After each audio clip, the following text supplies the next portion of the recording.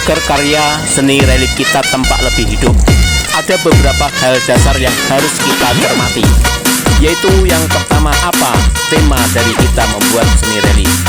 Sebagai contoh yang sederhana saja, semisal kita membuat seni relief air terjun atau tebing, air mancur yang mengalirkan derasnya air dari atas tebing, kita pun harus berimajinasi lebih tinggi lagi, yang dalam hal ini oleh orang Jawa dikatakan gerujukan. Dalam membuat gerujukan kita harus setting dulu bagaimana kita menentukan jaringan-jaringan air yang bisa mengalir. Pada saatnya bentuk relief kita nanti sudah jadi sempurna. Jadi sebelum kita memoles dan membentuk suatu karya, kita harus menyelesaikan jaringan di dalamnya, yaitu jaringan pipa air yang mengalir dari kolam yang akan dipompa ke atas melalui dengan pompa penyedot atau pompa air, yaitu yang biasa dipakai adalah sanyo atau tap penyedot air dalam bentuk apapun yang bisa digunakan dalam hal ini. Tentukan jaringan dengan tepat dan sempurna pada posisi yang kita kehendaki. Atau sebagai contoh sederhana yang bisa kita gunakan adalah kita bisa memanfaatkan jaringan air atau tempat-tempat cuci atau tempat-tempat kita mengambil air wudhu bagi yang muslim. Kita bisa mempercantik jaringan air tersebut setelah kita menentukan posisi jaringan yang tepat. Selanjutnya kita bisa mulai menata kerangka relief. Semisal kita akan membentuk suatu perwujudan dari batang pohon, selanjutnya bagaimana kita mengakali agar batang pohon tersebut terlihat sebagai batang pohon yang bisa mengalirkan air dengan sempurna. Dan setelah kita menentukan titik mata air yang pas dalam bentuk relief kita dari antara batang-batang pohon tersebut, selanjutnya kita dasari media kita dengan pasir dan semen. Pasir dan semen tersebut kita tempelkan sebagai ukiran dasar relief kita untuk membentuk kerangka pohon misalnya.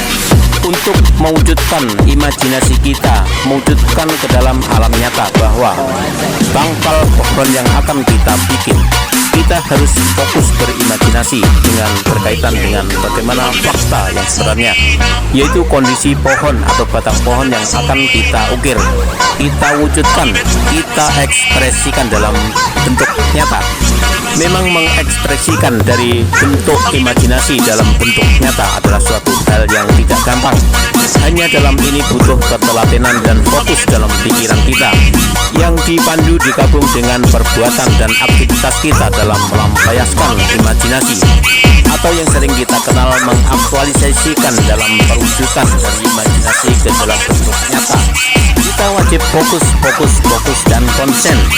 Oke, sahabat satu hobi teman relief, dimanapun saja Anda berada, mari kita kembali ke tema semula, yaitu membuat batang pangkal pokok pohon kita bisa mengeluarkan air dengan sempurna secara alami, yang pada intinya adalah tanam dan tempel. Setelah itu ukir dan gambar sesuai dengan kehendak pikiran kita. Setelah kita membayangkan, menggambar dan mengaktualisasikan dalam bentuk dari pikiran kita dalam dunia nyata, kita harus fokus. Kita harus menggenggam dari alam bayangan ke dalam bentuk kenyataan. Setelah motif dasar terwujud atau berwujud seperti ini, maka selanjutnya kita akan memberikan dasar cat, memberikan pewarnaan sesuai dengan fakta-fakta warna-warna yang alami sesuai dengan bentuk pohon yang ada. Setelah semua itu kita terapkan, maka tugas kita untuk mengukir relief 3 dimensi sudah selesai. Yang selanjutnya kita tinggal fokus dalam mewujudkan pewarnaan saja sesuai dengan bentuk formil benda-benda yang kita imajinasikan sebelumnya. Dalam hal ini, dalam kita membuat relief atau motif bentuk kayu dan bentuk tebing adalah ada banyak kesamaan. Jadi di sini kalau kita bisa menguasai dalam satu sisi atau satu pokok, sebenarnya kita bisa mengembangkan sesuai dengan semua imajinasi atau keinginan kita, yaitu seperti halnya membuat relief tebing, pohon, batang kayu, ataupun kita dalam membuat sebuah patung. Di sini banyak sekali persamaan cara-cara yang harus kita terapkan.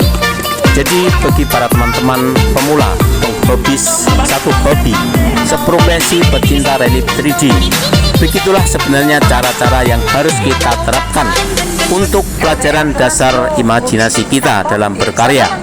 Namun ada satu hal yang perlu kami sampaikan, bahwa informasi ini sebenarnya bukan untuk suhu, tapi untuk pemula atau teman-teman kita yang masih dalam jangka tahap pembelajaran, dan agar setidaknya teman-teman bisa tahu bagaimana cara dasar pembuatan kerangka relik yang sebenarnya, dan nantinya bisa mengembangkan dengan imajinasi masing-masing sesuai dengan kepiawaian dan tingkat IQ mereka. Semoga semua ini bermanfaat bagi kita semua dan bagi para pemula khususnya, dan kami harapkan dari para senior kita, mohon kritik dan sarannya agar kita lebih baik lagi dalam membuat langkah awal atau tata dasar dalam bentuk relief 3D kita. Kritik dan saran dari para suhu sangat kami butuhkan untuk teman-teman pemula kita. Demikian, terima kasih. Semoga semua ini bisa diambil manfaat baiknya dan bisa menjadikan satu pelajaran yang berharga bagi teman-teman pemula. Semoga pula bisa menjadi manfaat dan keberkahan serta menjadi jalannya rezeki bagi kita dan keluarga kita. Di samping semua itu, hanya bisa menghibur diri kita dan orang-orang lain yang sesuai dengan pemikiran kita. Salam satu hobi, salam satu tujuan. Semoga kita bisa lebih bermanfaat bagi orang lain, dan ilmu kita bisa bermanfaat sebagaimana halnya kail yang selalu mendapatkan sasaran untuk keberkahan dan kebaikan dalam mendapatkan rezeki kita. Amin, amin, amin ya robbal alamin. Dan satu hal lagi yang perlu kami sampaikan adalah, bagi teman-teman yang belum subscribe, tolong ditekan tombol subscribe serta loncengnya serta tombol like, agar semua itu bisa menjadikan suatu doa dan semangat bagi kami dalam membuat video-video selanjutnya. Keberkahan pun hanya dari Tuhan Allah Subhanahu wa Ta'ala.